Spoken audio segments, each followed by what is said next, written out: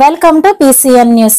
రాత్రింపవళ్లు విరామం లేకుండా బురద రొచ్చు భారీ వర్షం సైతం లెక్క చేయకుండా బుడవేరు గండ్లు పూడిక పనులను దగ్గరుండి పూర్తి చేయించిన మంత్రి రామనాయుడు బృందానికి కృతజ్ఞతలు తెలుపుతూ అభినందనలు తెలుపుతున్న సీఎం చంద్రబాబు నాయుడు బుడమేరు గండ్లు పూడిక పనులతో పాటు గట్టు ఎత్తు పెంచుతున్న పనులను సీఎం చంద్రబాబు గారు పరిశీలించారు. పనులు జరిగిన తీరును మంత్రి రామనాయుడు వివరించారు. ఈ సందర్భంగా సీఎం చంద్రబాబు గారు మాట్లాడారు. దీనికి కనీసం అప్రోచ్ లేదు సార్. ఇప్పుడు మనం వచ్చిన తర్వాత ఈ అప్రోచ్లు కొంచెం చేసుకున్నాం. ఇప్పుడు జనరేటర్లు పెట్టుకుని ఇవన్నీ దిగిపోయిన బండల్లో గెంటుకోవడం, ప్రతి 50 మీటర్లకి ఒక జేసీబీ పెట్టి ఎప్పటికప్పుడు గెంటుకోవడం, సరి చేసుకోవడం, ఇలా ఒకరోజు తెరిపోలేదు. డే అండ్ నైట్ ఒక 10 నిమిషాలు కూడా ఆపకుండా ఇక్కడే నుంచొని చేయించారండి. మొత్తం రండి. ఒక వన్ వీక్ కలిసి వచ్చిందండి. అట్లా ఈ రింగ్ బండ్లు వేసుకోవడం, సిస్టమ్ ఇవన్నీ డబల్ రోడ్ చేయడం. అంటే ఇక్కడ స్టార్ట్ చేసాం కదా సార్, ఈ ఎండ అయ్యేటప్పటికి ఇంకా ఫోర్స్ ఉండేది సార్ మనం క్లోజ్ చేసే టైంకి. అంటే ఇలా వెళ్ళి వాటర్ అంతా ఒక చోటకి వెళ్ళడం, అది ఏం కనపడలేదు సార్ అసలు. అప్పుడు మొత్తం వాటర్. రామనాయుడు గారు మీరు మాత్రం ఎప్పుడు చేస్తాం. బండి మీకు ఒక 14 మీటర్స్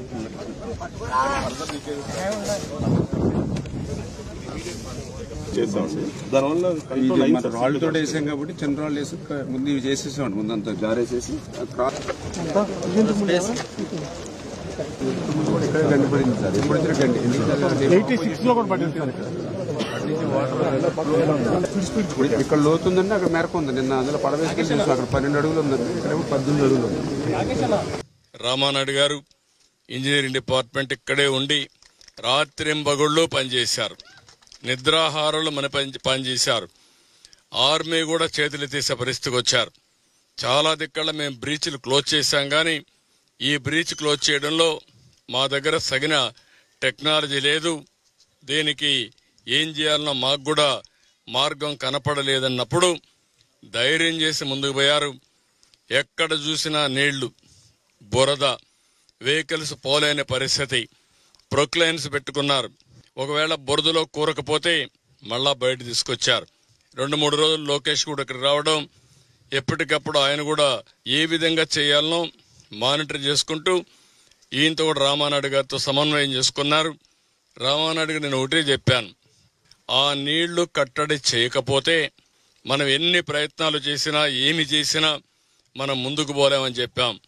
రాత్రింబగుళ్ళు పనిచేశారు, బురదలో తిరిగారు, కష్టపడ్డారు.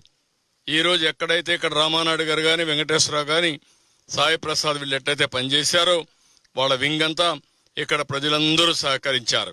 వరదల పైన యుద్ధమే చేశాం. యుద్ధంలో కొన్ని లక్షణాలు ఉంటాయి. సాయంత్రం 5 అయితే సన్సెట్ అయితే విరామం, అది యుద్ధ ధర్మం. కానీ ఈ యుద్ధంలో మాత్రం రాత్రి రెస్ట్ తీసుకుంటే ఏమవుతుందో తెలియదు. ఇక్కడ రామానాయుడు గారు ఇక్కడే కూర్చొని మనుషులు పెట్టుకొని ఇక్కడే తూలుతూ ఈయన పనిచేస్తే అందరూ కూడా ఇదే స్ఫూర్తితో ఎక్కడికక్కడ రాత్రింబగుళ్ళు పనిచేశారు. ఆ విధంగా రాత్రింబగుళ్ళు పనిచేసి స్ఫూర్తిని నింపిన ప్రతి ఒక్కరిని చేతులెత్తి హృదయపూర్వకంగా నమస్కారాలు తెలియజేస్తున్నా. నర్సాపురం వద్ద వశిష్ఠ గోదావరి ఉగ్రరూపం దాల్చింది. ధవళేశ్వరం బ్యారేజ్ నుంచి సుమారు 16 లక్షల క్యూసెక్కుల వరద నీటిని సముద్రంలోకి విడిచిపెట్టడంతో నర్సాపురం పరివాహక ప్రాంతాల్లో గోదావరి పరవళ్లు తొక్కుతుంది. గంటకు రేవుల్లో నీటి మట్టాలు పెరుగుతున్నాయి. అప్రమత్తమైన అధికారులు నర్సాపురం సకినేటిపల్లి రేవుల మధ్య రాకపోకలను నిలిపివేశారు. స్నానాల రేవుల్ని మూసివేశారు. లోతట్టు ప్రాంతాలు ముంపు బారిన పడకుండా నర్సాపురం, యలమంచిలి మండలాల్లోని అవుట్ఫాల్స్ లూయిస్ తలుపులను మూసివేశారు.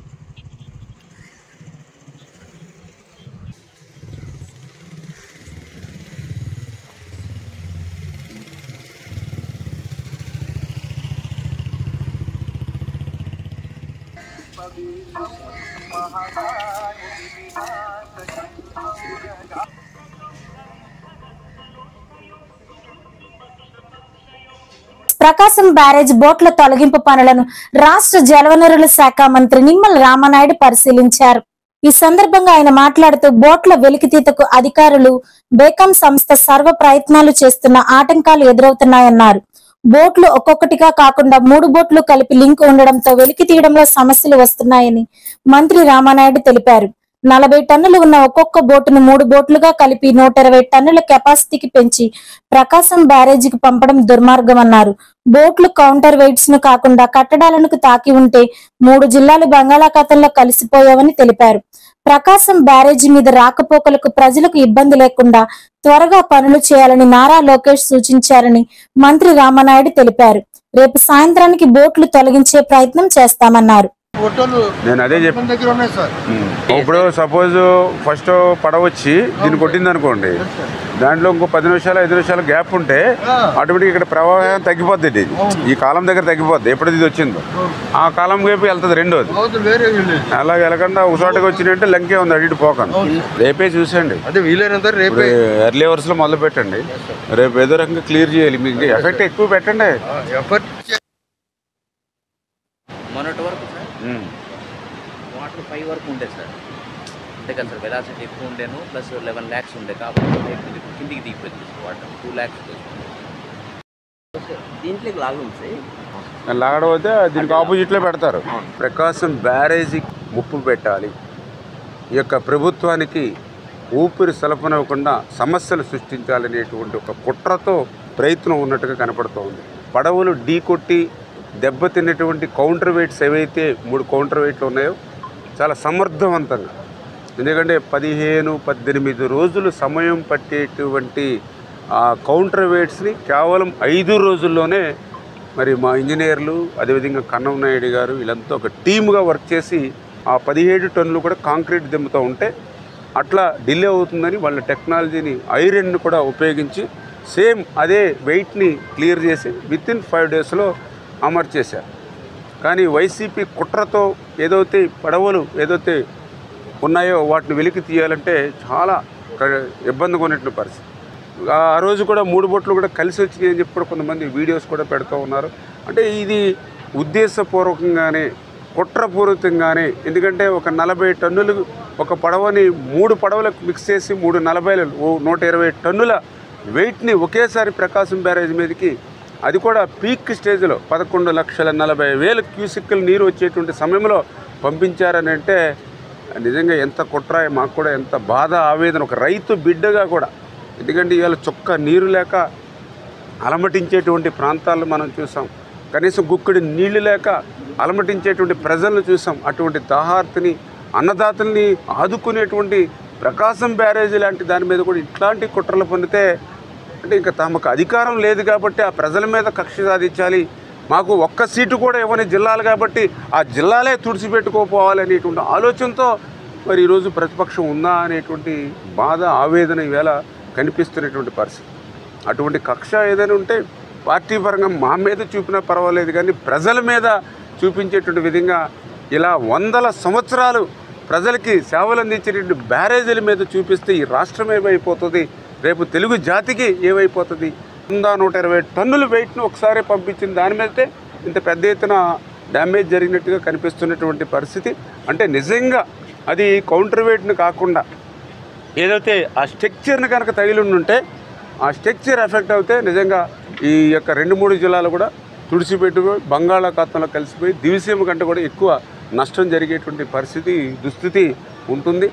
మరి ఈవేళ ఏదైతే చాలా క్లియర్గా నిన్ననే ఎవరైతే నిందితులు ఎవరైతే ఉన్నారో వాళ్ళని కూడా రిమాండ్కి పంపించడం జరిగింది. ఏదైతే ఈవేళ వాస్తవాలు కూడా ఒక్కొక్కటి వెలికిలోకి వస్తూ ఉన్నాయి. చాలా క్లియర్గా ఎవరైతే రామ్మోహన్ మరి ఆయన తలసర రఘురాముకి మేనల్లుడు దగ్గర రిలేషన్ అని చెప్తూ ఉన్నారు, ఎవరైతే ఆయన ఉషాద్రి ఎవరైతే ఉన్నారో పక్క వైఎస్ఆర్సీపీ నాయకులు వాళ్ళందరూ కూడా గతంలో అక్రమంగా ఇసుకను ఉపయోగించేటటువంటి పడవలని చెప్పి స్థానికులు చెప్తున్నటువంటి పరిస్థితి. నా ముఖ్యమంత్రి గారు కూడా చాలా క్లియర్గా చెప్పారు, ఈవేళ ఎవరైతే నేరస్తులు ఎవరైతే ఉన్నారో రాజకీయ ముసుగులో వస్తూ ఉన్నారు ప్రజల దగ్గరికి, నేరస్తులుగానే చూస్తామని ఇందాక ముఖ్యమంత్రి గారు చెప్పారు.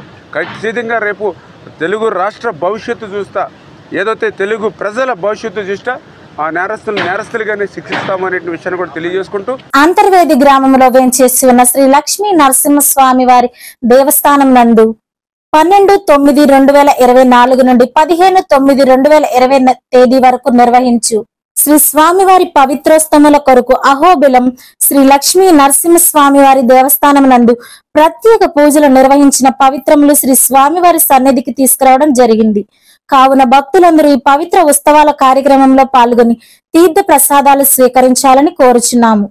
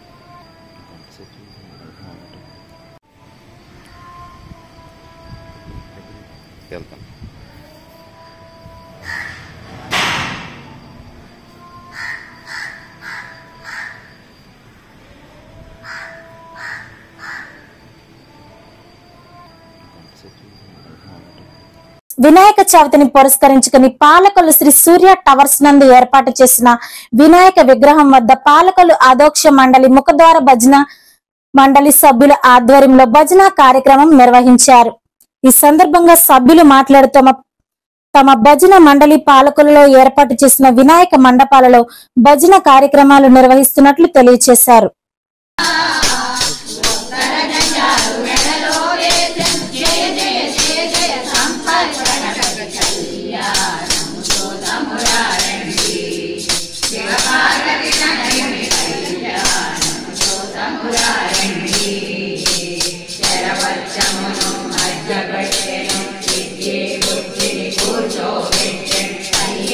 దర్శనముతో పరుగు తీసెను పరుగు తీసెను సుదర్శనమును నోట పట్టెను సుదర్శనమును నోట పట్టెను పరమానందమానందమాయనే కళ్యాణ వేదిక భూలోకం చూసిన వారి వైకుంఠం కళ్యాణ వేదిక భూలోకం చూసిన వారికి కైలాసం ఆనందమానందమాయనే పరమానందమానందమాయనే కళ్యాణ వేదిక భూలోకం చూసిన వారికి ముల్లోకాలు కాణిపాకమున నిలిచిన దేవుడు గోపీవనమున వెలసిన దేవుడు ఆనందమానందమాయనే పరమానందమానందమాయనే కొన్నూరు క్షేత్రము చేసిన దేవుడు లక్ష్మీకాంతమును బ్రోచిన దేవుడు మూడో రోజు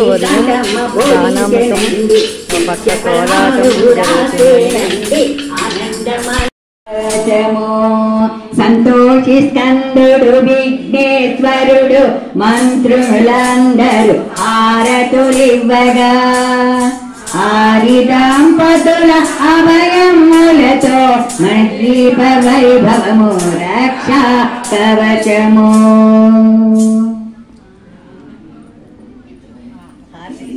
అయిపోయిందా? కల్పాలండి అయినాయా? ఇవ్వండి. కర్పూరాత్ కూడా ఇవ్వండి.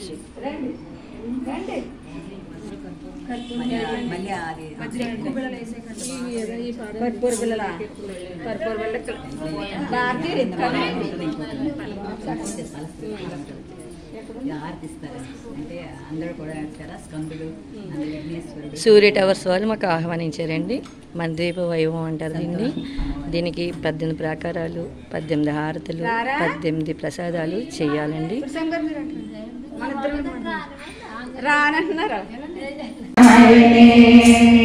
ఆనందమానందమానందమాయనే పరమానందమాయనే ఆనందమయనే మంద్రీప వైభవం మనశ్రీ మాతా సూర్య టవర్స్ వారు ఆహ్వానించారు. 18 ప్రాకారాలు, 18 లైట్స్, 18 జ్యోతులు, ప్లేట్లు, 18 నైవేద్యాలు పెట్టాలండి. ఇది చాలా ఆనందంగా చేయించుకున్నారు మమ్మల్ని ఆహ్వానించి. వాళ్ళకి ధన్యవాదాలు.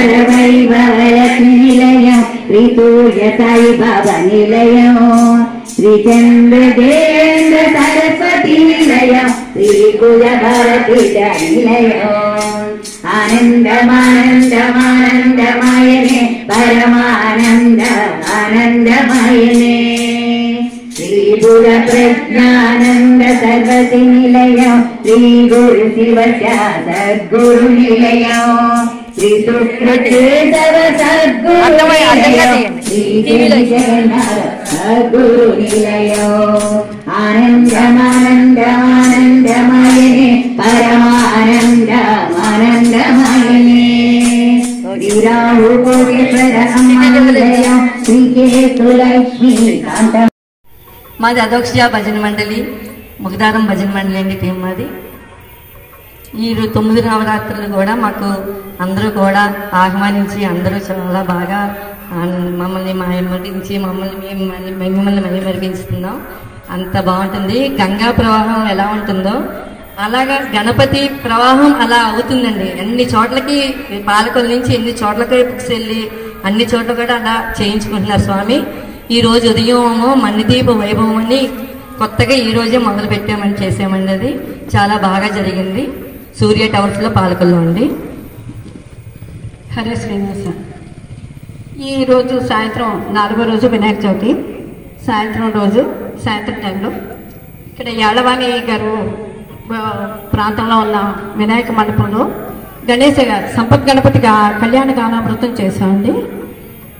చాలా బాగా చదివామని అనుకుంటున్నాము. హరే శ్రీనివాస. మాకు ఈ అవకాశం ఇచ్చిన యాడవాణి గారు కమిటీ మెంబర్స్ అందరికీ కూడా మా ధన్యవాదాలు తెలుపుతున్నాము. గోదావరి నది పెరుగుతున్న దృష్ట్యా లంక గ్రామాల ప్రజలు, అధికారులు అప్రమత్తంగా ఉండాలని నర్సాపురం ఆర్డీఓ అంబరీష్ గారు అన్నారు. యలమంచిలి తహసీల్దార్ కార్యాలయం వద్ద మంగళవారం ఆయన విలేకరులతో మాట్లాడారు. భద్రాచలం వద్ద మొదటి ప్రమాద హెచ్చరిక దాటి గోదావరి పెరుగుతున్నందున లంక గ్రామస్తులకు ఇబ్బంది లేకుండా అన్ని ముందస్తు చర్యలు చేపట్టామన్నారు. యలమంచిలి, ఆచంట మండలాల్లోని లంక గ్రామాలు, లోతట్టు ప్రాంతాల్లో బియ్యం, నిత్యావసర సరుకులు అందుబాటులో ఉంచాలని అధికారులకు ఆదేశాలు ఇచ్చామన్నారు. వరద ఉధృతి పెరిగితే లోతట్టు ప్రాంతాల్లోని ప్రజలు అధికారులకు సహకరించి పునరావాస కేంద్రాలకు వెళ్లేందుకు సిద్ధంగా ఉండాలని సూచించారు. ప్రస్తుతం మనకి భద్రాచలంలో అందుతున్న సమాచారం మేరకు ఫస్ట్ వార్నింగ్ అయితే ఇచ్చారు. మనకి దాని ఒక 24 అవర్స్లోనే 20 అడుగులు భద్రాచలంలో నీటి మట్టం పెరగడం, ఏజెన్సీ ప్రాంతాల్లో వర్షం వల్ల భద్రాచలంలో వరద పెరగడం వల్ల మనకి వరద ప్రభావం మొదటి ప్రమాద హెచ్చరిక దాటి రెండో ప్రమాద హెచ్చరిక దాకా రావచ్చు అనేది మనకున్న సమాచారం. కనుక రెండో ప్రమాద హెచ్చరికతో తీవ్రంగా జలమయ్యే ప్రాంతాలు ఉన్నాయి మనకి. వాటిలో యలమంచిలి మండలంలో ముఖ్యంగా కనకాయలంక కాజువే మునిగితే అక్కడ బోటు ఏర్పాట్లు చేస్తాము. అక్కడికి మెడికల్ క్యాంపు, అలాగే మనకి రేషన్ సప్లైస్, అలాగే అవసరమైతే రిలీఫ్ క్యాంప్స్ ఏర్పాటు చేసి రిలీఫ్ క్యాంపులకు ప్రజలు తరలించి అక్కడ వారికి తగు సదుపాయాలు ఏర్పాటు చేయడం జరుగుతుంది. అలాగే మనకి కనకాయలంకతో పాటు పెదలంక, మనకి యలమంచిలి మండలంలోనే ఈ మనకి గట్టు లోపల ఉన్న ప్రాంతాలైన బాడవ, ఏనుగువన్ లంక, యలమంచిలి లంక, అభిరాజపాలెం, గంగరపాలెం, లక్ష్మీపాలెం, ఇతర ప్రాంతాలందరూ కూడా దొడ్డిపట్ల ఇతర ప్రాంతాలందరూ కూడా ప్రజలు అప్రమత్తంగా ఉండాలని, యంత్రాంగం అందరూ కూడా ఈ వరదని ఎదుర్కోవడానికి సిద్ధంగా ఉండాలని, ఏర్పాట్లు చేసుకోవాలని జిల్లా కలెక్టర్ వారి ఆదేశాల మేరకు చెప్పడం జరుగుతుంది. అలాగే ఆచంట మండలంలో కూడా మనకి ముంపు ప్రాంతాలైన లంక గ్రామాలు ఉన్నాయి మనకి. ఆ లంక గ్రామాల్లో ముఖ్యంగా మరిలంక, పుచ్చుల్లంక, అయోధ్యలంక, ఇతర లంక గ్రామాలు 9 హ్యాబిటేషన్స్ ఉంటాయి. అవన్నీ కూడా ప్రజలందరినీ అప్రమత్తం చేసి అక్కడ కూడా మెడికల్ క్యాంప్స్, అలాగే రేషన్ ఏర్పాటు చేసి మన రెవెన్యూ యంత్రాంగానికి సహకరించవలసిందిగా కోరుతున్నాము. వరద సడన్గా రావడం వల్ల మనకి ఎక్కువగా ఏమైనా నష్టం జరిగే అవకాశం ఉంటుంది. అగ్రికల్చర్ సిబ్బంది కూడా ముందుగానే ఎవరికైతే పొలాల్లో అందరూ కూడా నాట్లు వేసుకున్నారు వారు నీటి ముంపు ముందుగానే పసిగట్టి దాన్ని తగ్గు రక్షణ చర్యలు తీసుకోవడం కానీ, నీరు దారి మళ్లించే ఏర్పాట్లు చేసుకోవడం కానీ, పొలాల్లో పంటలు సంరక్షించడానికి అగ్రికల్చర్ ఆఫీసర్లు కూడా ముందుగానే క్షేత్రస్థాయి సిబ్బందిని అలర్ట్ చేసి పంటలను కూడా రక్షించే చర్యలు చేపట్టవలసింది. ప్రకాశం బ్యారేజ్ లో బోట్ల తొలగింపు పనులను రాష్ట్ర జలవనరుల శాఖ మంత్రి నిమ్మల రామానాయుడు పరిశీలించారు. ఈ సందర్భంగా ఆయన మాట్లాడుతూ బోట్ల వెలికితీతకు అధికారులు బేకం సంస్థ సర్వ ప్రయత్నాలు చేస్తున్న ఆటంకాలు ఎదురవుతున్నాయన్నారు. బోట్లు ఒక్కొక్కటిగా కాకుండా 3 బోట్లు కలిపి లింక్ ఉండడంతో వెలికి తీయడంలో సమస్యలు వస్తున్నాయని మంత్రి రామానాయుడు తెలిపారు. 40 టన్నులు ఉన్న ఒక్కొక్క బోటును 3 బోట్లుగా కలిపి 120 టన్నుల కెపాసిటీకి పెంచి ప్రకాశం బ్యారేజీకి పంపడం దుర్మార్గమన్నారు. బోట్లు కౌంటర్ వెయిట్స్ ను కాకుండా కట్టడాలకు తాకి ఉంటే 3 జిల్లాలు బంగాళాఖాతంలో కలిసిపోయావని తెలిపారు. బ్యారేజ్ ప్రజల భద్రత దృష్ట్యా బోట్లను అండర్ వాటర్ కటింగ్ చేయడానికి విశాఖ నుండి ప్రత్యేక టీంలు వస్తున్నాయని మంత్రి రామానాయుడు తెలిపారు. 120 టన్నుల ఎయిర్ బెలూన్స్ తీసుకొస్తున్నారన్నారు. అత్యధిక వరద సమయంలో కూడా 1,50,00,000 విలువ చేసే బోట్లను లంగరు వేసుకోలేదంటేనే ఉద్దేశపూర్వక కుట్ర అని అర్థమవుతుందని, బాధ్యులు ఎవరైనా నేరస్తులను కఠినంగా శిక్షిస్తామని తెలిపారు. 11,40,000 క్యూసెక్ల అత్యధిక వరద ప్రవాహం చుట్టుముట్టినటువంటి పరిస్థితిలో ఏదైతే పడవలు కొట్టుకొచ్చి అందులో ప్రత్యేకించి ఏదైతే కౌంటర్ వెయిట్ని ఢీకొని ఏదైతే కౌంటర్ వెయిట్లు 3 ఏదైతే నష్టపోయినటువంటి స్థితిలో మన ఇంజనీర్లు అదేవిధంగా కన్నయ్యనాయుడు గారి యొక్క సహకారంతో 15-20 రోజులు పట్టేటువంటి సమయాన్ని 5 రోజుల్లోనే సక్సెస్ఫుల్గా కౌంటర్ వెయిట్ని నిర్మాణం చేసి బిగించడం జరిగింది. ఎందుకంటే దగ్గర 17 టన్నులు ఉండేటువంటి కౌంటర్ వెయిట్ని వితిన్ డేస్లో మనం చేయగలిగాం. కానీ ఏదైతే వైఎస్ఆర్సీపీ కుట్రల్ని బద్దలు కొట్టడానికి ఛేదించడానికి మాత్రం చాలా సమయం పడుతుంది. ఏదైతే ఈ యొక్క ప్రకాశం బ్యారేజీకి అడ్డుపడినటువంటి ఆ పడవల్ని తొలగించేటువంటి పని నిన్న ఉదయం మొదలు పెడితే రాత్రి వరకు కూడా ఎన్ని ప్రయత్నాలు చేసినా కూడా సఫలం కానిటువంటి పరిస్థితి. అంటే ఏదైతే గతంలో ఒక పడవ దీన్ని అడ్డుకున్నప్పుడు కూడా ఎవరైతే బెకం సంస్థ ఎవరైతే ఉన్నారో వాళ్ళే ఆ పడవని తీయడం జరిగింది. దానికి మించినటువంటి క్రేన్స్ భారీ వాహనాలు పట్టుకొచ్చి నిన్న పడవల్ని లాగడానికి ప్రయత్నం చేస్తే సాధ్యం కాల. ఏంటనేది చూస్తే ఏదైతే 3 బోట్స్ కూడా ఒకదానికొకటి లింక్ అయి ఉన్నాయని, అంటే మనం ఒక బోటుని లాగడానికి ప్రయత్నం చేస్తే దానికి మళ్ళీ వెనకాల ఒక 2 బోట్స్ని దాని కిందకి లాగుతున్నాయి. అంటే 3 బోట్లు అంటే దగ్గర 340, 120 అంటే 100 నుంచి 120 టన్నులు కెపాసిటీకి అది 3 లింక్ అయి ఉండడం వల్ల మరి బయటికి రానిటువంటి పరిస్థితి కనపడుతుంది. అంటే ఎంత దుర్మార్గం అని అనిపిస్తూ ఉంది. ఎందుకంటే ఏదో ఒక బోటు వచ్చిందంటే ఏదో యాదృచ్ఛికంగా వచ్చింది అని అనుకోవచ్చు, లేదా బోటు వెనకాల బోటు ఒక 10 నిమిషాలు, అరగంట, గంట, ఒక పూట తేడాగా వచ్చిందన్న యాదృచ్ఛికంగా వచ్చింది అనుకోవచ్చు. కానీ 3 పడవలు ఒకే లంకె కింద కట్టి రావడం, ఆ 3 పడవలు అంటే 40 టన్నుల సామర్థ్యాన్ని 120 టన్నుల సామర్థ్యాన్ని పెంచుకునేటువంటి పరిస్థితి రావడం నిజంగా తలుచుకుంటేనే భయం వేస్తుంది. ఎందుకంటే ఏదైతే కౌంటర్ వెయిట్ని తాకితేనే కౌంటర్ వెయిట్ 2 ముక్కలైంది. ఈ 120 టన్నుల సామర్థ్యాన్ని పెంచుకున్నటువంటి 3 బోట్లు కూడా ఒక్కసారిగా సెంటర్ ఫిల్లర్ని కనుక తగిలి ఉంటే ఇవాళ ఈ బ్యారేజీ మీద మీరు నేను నిల్చుని మాట్లాడుకునే వాళ్ళం కాదు. ఈవేళ క్రిందంతా కూడా బంగాళాఖాతం వరకు కూడా కలిసిపోయేటువంటి విధంగా ఉండేటువంటి పరిస్థితి ఉండేది. అదేవిధంగా ఇంకొకటి కూడా చెప్తూ ఉన్నారు, ఏదైతే ఆ పడవల్లో శాండ్ కూడా నింపి ఉండొచ్చు అని కూడా చెప్తూ ఉన్నారు.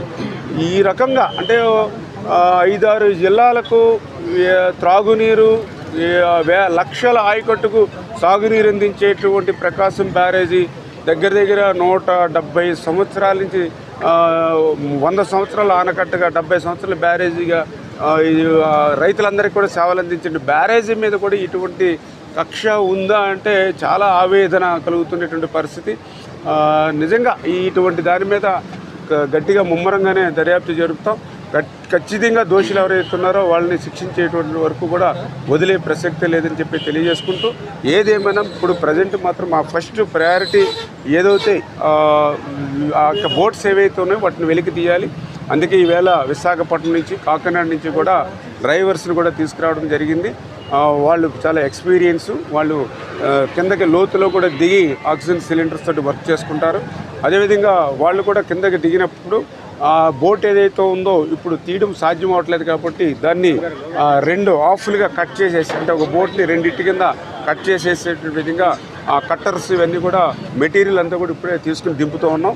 ఆ మెటీరియల్ అంతా కూడా కింద ఉపయోగించుకుని ఆ బోట్ని 2 ఇట్లుగా 2 పార్ట్స్గా కట్ చేసేసి ఆ కట్ చేసినటువంటి బిట్ని కూడా మనం పైకి తీసుకురావడానికి ఎయిర్ బెలూన్స్ ఆ టెక్నాలజీని కూడా ఇప్పుడు ఒక్కొక్క ఎయిర్ బెలూన్ కూడా ఒక 10 టన్నుల వరకు కూడా పైకి అంటే కింద ఉన్నటువంటి దాన్ని కొంచెం వాటర్ లెవెల్కి కొంచెం పైకి లిఫ్ట్ చేయగలిగితే మనం సైడ్ నుంచి ఏదైతే క్రేన్స్ మనం పెట్టుకుని దాన్ని లాక్కోవడానికి అవకాశం ఉంటుంది. ఆ రకంగా 12 ఎయిర్ బెలూన్స్ అంటే దగ్గర దగ్గర 100-120 టన్నుల వరకు కూడా లిఫ్ట్ చేసుకునేటువంటి శక్తి ఉంటుంది. కాబట్టి ఇట్లా మల్టిపుల్గా ఇటు డ్రైవర్స్ని వాటర్లో దిగి కట్టర్స్ పెట్టి దాన్ని బోట్స్ని కట్ చేసి అదేవిధంగా బెలూన్స్ ఇవన్నీ కూడా ఉపయోగించి ఈరోజు సాయంత్రం లోపల వీటిని వెలికి తీయాలనేటువంటి ఆలోచనతో మన వాళ్ళందరూ కూడా పనిచేస్తూ ఉన్నారు. పాలకొల్లు గోల్డ్ మార్కెట్ లో నెలకొల్పిన వినాయక ఉత్సవ విగ్రహం వద్ద కోలాటం నిర్వహించడం విశేషం. ఈ సందర్భంగా కమిటీ సభ్యులు మాట్లాడుతూ గత 20 సంవత్సరాలుగా స్వర్ణకార సంఘం మరియు సువర్ణ వర్ధక సంఘ ఆధ్వర్యంలో ఈ ఉత్సవాలు నిర్వహిస్తున్నామని తెలియజేశారు. తుకారం అధ్యక్షతన ఈ సంవత్సరం మరింత ఘనంగా ఉత్సవాలు నిర్వహిస్తున్నట్లు తెలియజేశారు.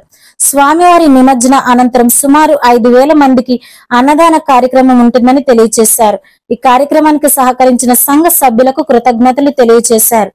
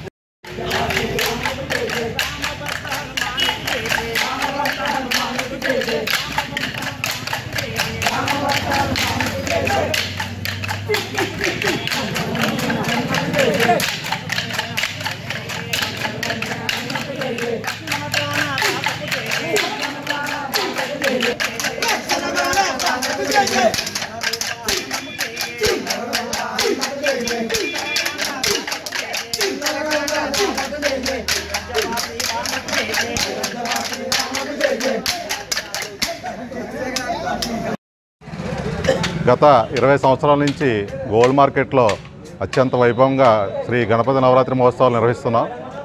స్వర్ణకార సంఘం మరియు సువర్ణవర్తక సంఘం వారి సౌజన్యంతో గణేష్ ఉత్సవ కమిటీ అధ్యక్షులు తుకారాం గారి అధ్యక్షతన మేమందరం కూడా కలిసికట్టుగా ఈ యొక్క కార్యక్రమాలను గత 20 సంవత్సరాలు ఎంతో ఘనంగా జరుపుతున్నాం. ఇది 20 సంవత్సరం కాబట్టి ఇంకా ఘనంగా చేద్దామనే ఉద్దేశంతో అందరం కలిసికట్టుగా అందరి సౌజన్యంతో ఇంకా ఘనంగా చేయాలని నిర్వహించుకుంటున్నాం.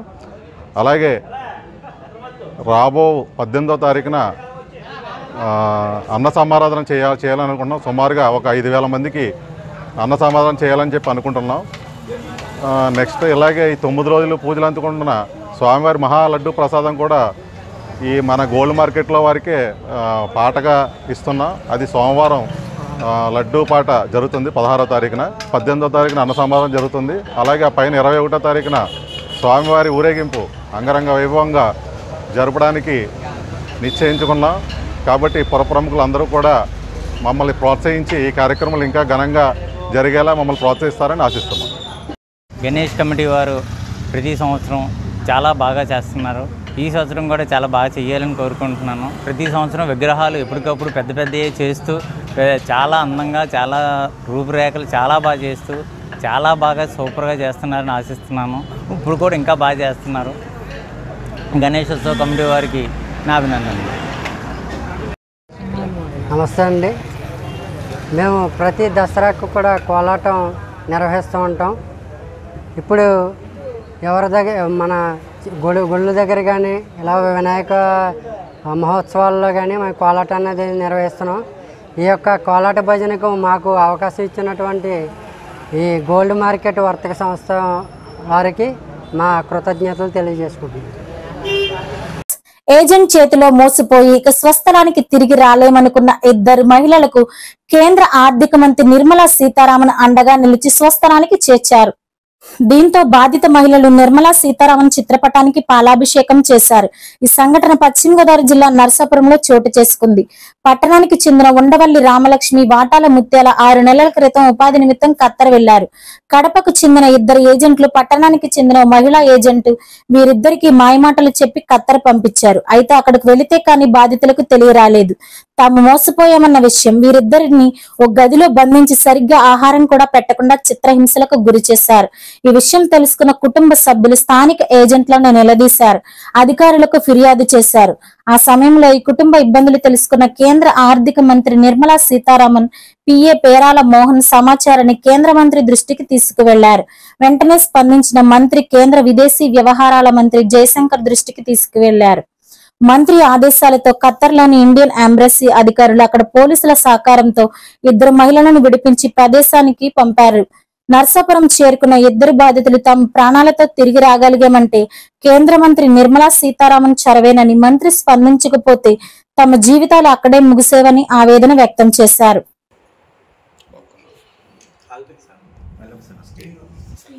నా తరఫున కేంద్ర ఆర్థిక శాఖ మంత్రి నిర్మలా సీతారామన్ తరఫున స్వాగతం సుస్వాగతం తెలియజేసుకుంటాం. ఈనాడు ఈ పత్రికా సమావేశానికి చాలా ప్రత్యేకత ఉంది. నర్సాపురం పశ్చిమ గోదావరి జిల్లా, తూర్పుగోదావరి జిల్లాల నుంచి చాలామంది అనేక అమాయకులు గల్ఫ్ దేశాల మోసాలకి గురి అవుతున్నటువంటి ఈ తరుణంలో నాకు ఇరువైపులో ఉన్నటువంటి ఈ పిల్లలిద్దరూ కూడా ఖత్తర్లో ఉద్యోగం నిమిత్తం వెళ్ళి మోసపోయి అక్కడ చాలా తీవ్ర నరకానికి గురయ్యారు.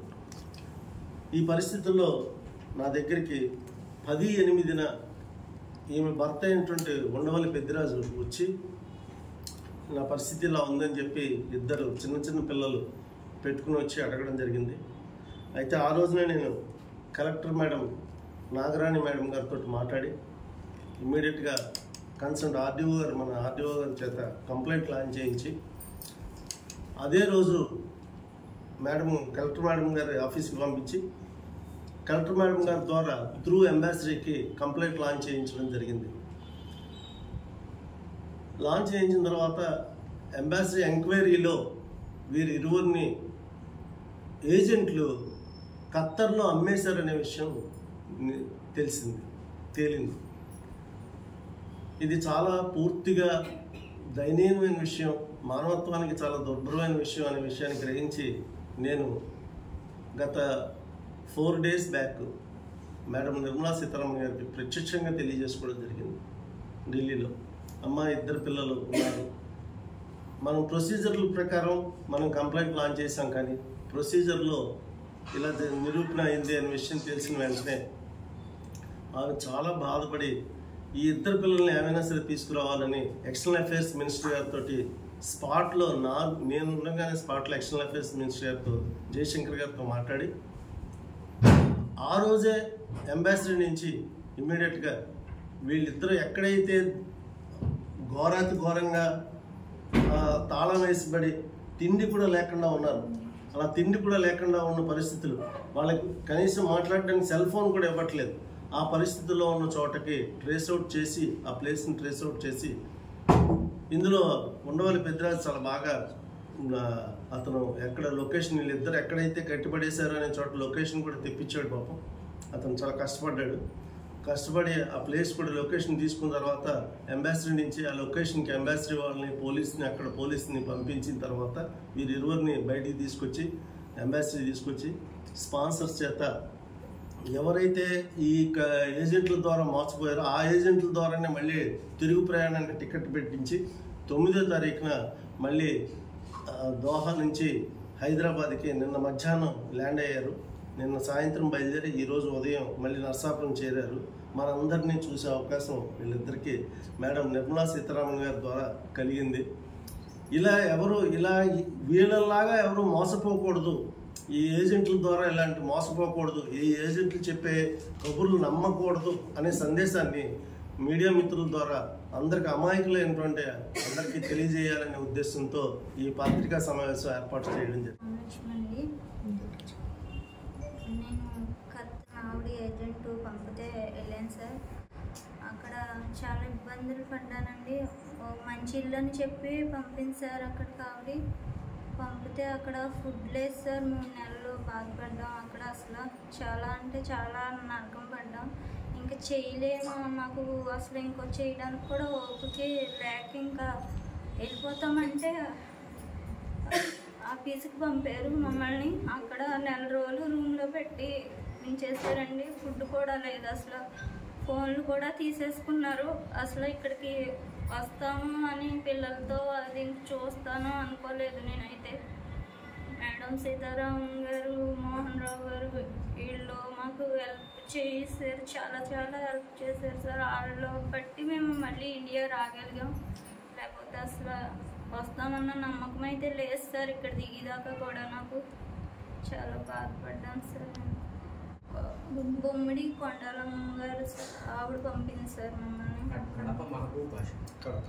ఇంకొక ఏజెంట్ ఉన్నారు గడప మెహబూబ్ బాసా ఉంటుంది సార్. అంటే వాళ్ళు ఎవరు మాకు తెలియదండి. ఈ కొండాలమ్మ గారు చెప్తే ఆవిడ బట్టే మేము అక్కడ దాకా వెళ్ళాము. కానీ అక్కడ మమ్మల్ని అమ్మేశారంట ఆఫీస్కి. అవేమీ మాకు తెలీదు. ఇవన్నీ అక్కడికి వెళ్ళాక తెలిసాక అసలు ఇలా వస్తామని మాత్రం అనుకోలేదు. మేడం గారు, సీతారామన్ మేడం గారు హెల్ప్ చేయబట్టి, ఆవిడ యాక్షన్ తీసుకోబట్టి, మోహన్ రావు గారు అందరూ హెల్ప్ చేయబట్టి మళ్ళీ వచ్చాము సార్. వెళ్ళాం సార్. అక్కడికి వెళ్ళిన తర్వాత ఆఫీస్ వీసా కాదని మాకు చెప్పి పంపించారు సార్. అక్కడ అన్నీ పర్ఫెక్ట్గా ఉంటాయని చెప్పి పంపించారు సార్. అయితే మేము అక్కడికి వెళ్ళిన దాకా ఉండి మాకు ఏది సౌకర్యం అక్కడ లేదు సార్. అసలు తిండి కానీ ఏమీ లేదు సార్. మేము వెళ్ళిన తర్వాత 3 నెలల పాటు అసలు నిద్ర లేకుండా పనిచేసాం సార్. అయితే పని చేసి మాకు ఆరోగ్యం కూడా బాగోలేదు సార్. మేము చేయలేకపోతానంటే వాళ్ళు తీసుకెళ్ళి ఆఫీస్కి అప్పు చెప్పారు సార్. అయితే వాళ్ళు 2 లక్షలు కట్టిందే పంపించినాను, మనిషికి వచ్చి 2 లక్షలు కట్టమని చెప్పారు సార్. మా దగ్గర డబ్బులు లేవండి, మేము వచ్చిన ఏజెంట్లతో మాట్లాడించండి అంటే వాళ్ళు ఫోన్ కూడా వదిలేస్తారు. వాళ్ళు వీళ్ళు మాట్లాడుకుని ఏం మాట్లాడుకున్నారో మాకు తెలియదు సార్. అసలు అక్కడ జరిగేది ఏది కూడా మాకు తెలియదు.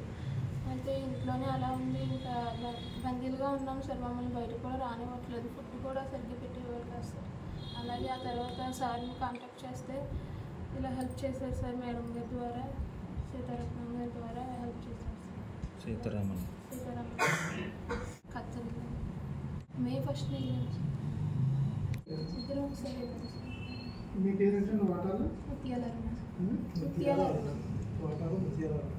పేదవాడి ఆకలి తీర్చాలనే ఉద్దేశంతో ఏర్పాటు చేసిన అన్నా క్యాంటీన్ 1360వ రోజు గవర్నమెంట్ హాస్పిటల్ వద్ద అడుసుమిల్లి నవీన్ పుట్టినరోజు సందర్భంగా వినుకొండ జ్యోతి ఈశ్వరి రామలక్ష్మి పుట్టినరోజు సందర్భంగా వారి కుటుంబ సభ్యులు అన్నదాన కార్యక్రమం ఏర్పాటు చేయడం అభినందనీయమని ధర్మార ఫౌండేషన్ సభ్యులు తెలిపారు. ఈ కార్యక్రమంలో పాలవలస తులసిరావు కేశవ పాల్గొన్నారు.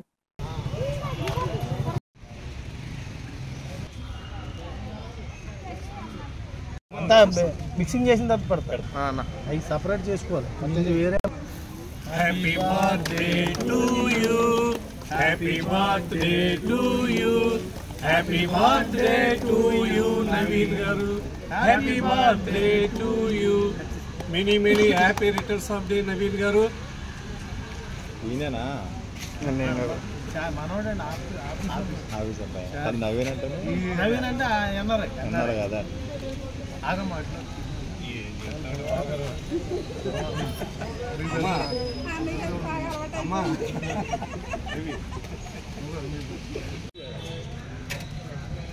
పేదల ఆకలి తీర్చాలనేటువంటి సంకల్పంతో ఈ అన్నా క్యాంటీన్ నిర్వహిస్తుండగా ఈ అన్నా క్యాంటీన్ నిర్విఘ్నంగా ఈ రోజుకి 1360 రోజుకు చేరుకుంది. ఇందులో భాగంగానే అన్నా క్యాంటీన్ నిర్వహణ అన్నా క్యాంటీనే ప్రభుత్వ ఆసుపత్రిలో వచ్చినటువంటి ప్రజలు బాధలతో ఉంటున్నారు, ఆకలితో ఉంటున్నారనే సంకల్పంతో మన డాక్టర్ నిమ్మల రామానాయుడు గారు, మన మంత్రివర్యులు గారు ఈ మొబైల్ క్యాంటీన్ని ఏర్పాటు చేసి ఈ రోజుకి 1360 రోజులు చేరుకుంది. ఈ 1360 రోజుకి చేరుకోవడానికి ప్రధాన కారకులు ఏంటంటే దాతల సంపూర్ణ సహాయ సహకారాలు అందించడం మూలంగా ఈ 1360 రోజు వరకు కూడా నిర్విఘ్నంగా సాగుతుంది. ఈ పేదల ఆకలి తీర్చుతున్నందుకు ఆ దాతలు ఈ రోజున మన దాతలు ఎవరంటే అడుసుమిల్లి నవీన్ గారి జన్మదినం సందర్భంగా ఈ రోజున ఏర్పాటు చేయడం జరిగింది. ఆయన ప్రస్తుతం అమెరికాలో ఉంటున్నారు. ఆయనకి నిండు 100 ఏళ్ళు అష్టైశ్వర్యాలు కలిగించి మన అందరి ఆశీస్సులతోటి ఇటువంటి పేదల ఆకలి తీర్చే సంకల్పాన్ని వారికి కలిగించాలని భగవంతుడిని ప్రార్థిస్తూ ఈ కార్యక్రమాన్ని ప్రారంభించవలసిందిగా కోరుతున్నాను.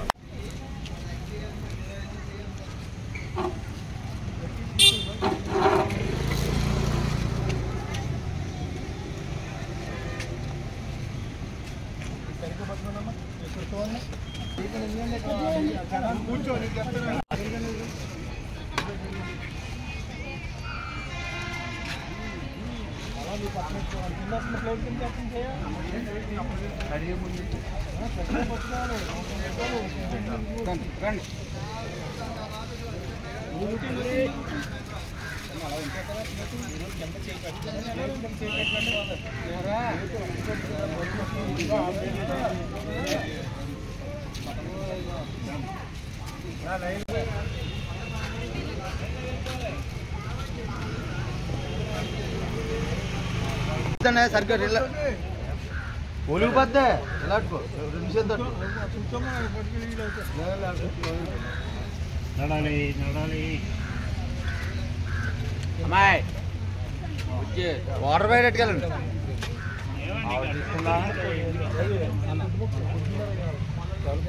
ఇంకా తీసుకెళ్ళదా?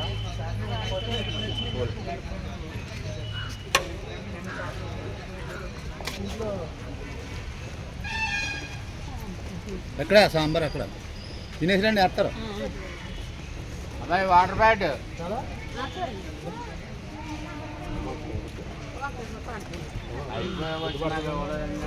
గుడ్ బర్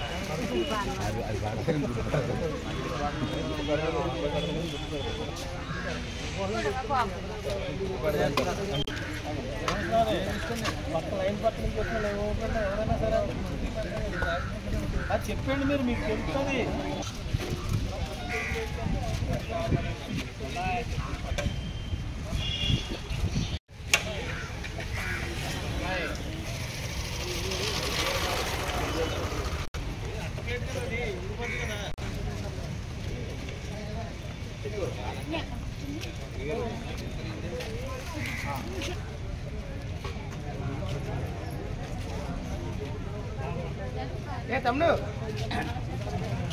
నర్సాపురం రాము మృతి కార్మిక వర్గాలకు తీరని లోటు. నర్సాపురం పట్టణ సిపిఎం కమిటీ సభ్యుడు సిఐటియు కార్యదర్శి పొన్నాడ రాము మృతి పార్టీకి కార్మిక వర్గాలకు తీరని లోటు అని ఆ పార్టీ జిల్లా కార్యదర్శి బలరావ్ అన్నారు. విశాఖపట్నంలో గుండెపోటుతో మృతి చెందిన ఆయన మృతదేహాన్ని నర్సాపురం పట్టణంలోని ఎన్టీఆర్ కాలనీకి తీసుకువచ్చారు. ఈ రోజు ఆయన అంతిమయాత్ర ఎన్టీఆర్ కాలనీ నుంచి పంజా సెంటర్, శివాలయం సెంటర్, అంబేద్కర్ సెంటర్, శ్రీహరిపేట సిపిఎం కార్యాలయం వద్ద ఆయనకు సిపిఎం నాయకులు కౌర్ పెద్దిరాజు, త్రిమూర్తులు, తెలగం చెట్టి సత్యనారాయణ, నర్సాపురం స్థానిక ఎమ్మెల్యే బొమ్మిడి నాయకర్, 31వ వార్డు కౌన్సిలర్ పాలూరి బాబ్జీ నివాళులర్పించారు. ఈ సందర్భంగా పలువురు నాయకుల మృతదేహాన్ని సందర్శించి పూలమాలలు వేసి నివాళులర్పించారు. సిఐటియు జిల్లా కార్యదర్శి రామ్మోహన్ రాయ్ పాల్గొన్నారు.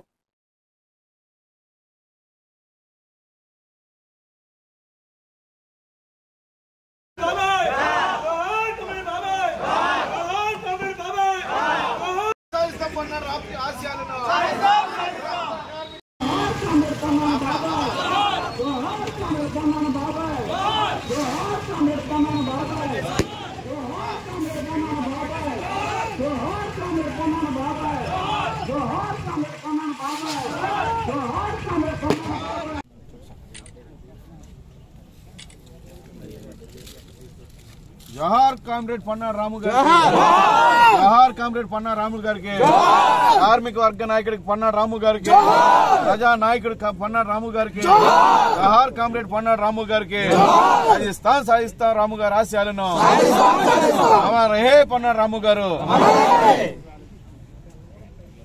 కామ్రేడ్ మనం రాము గారికి ఒక నిమిషం పాటు ప్రజల పక్షాన్ని నిలబడిన వ్యక్తి, ప్రజల సమస్యలపై పోరాటాలు చేసిన పార్టీ కూడా ఆయన కూడా చాలా సందర్భాల్లో నేను కూడా ఆయనతో కలిసి పనిచేసిన సందర్భాలు ఉన్నాయి. గతంలో ఎలక్షన్లో కూడా 2019 ఎలక్షన్లో కూడా మేము కలిసి పనిచేసాం. చాలా దగ్గరగా ఉండే వ్యక్తి, మంచి వ్యక్తి. అలాంటి వ్యక్తి మరణం మన నరసాపురం ప్రజలు కూడా తీరని ఉంటుంది. మరి ఆయన ఆత్మ శాంతించాలని, అదేవిధంగా కుటుంబానికి కూడా భగవంతుడు ఒక ధైర్యాన్ని ఇవ్వాలని చెప్పి సానుభూతి. జోహార్ రాము గారు, జోహార్ రాము గారు.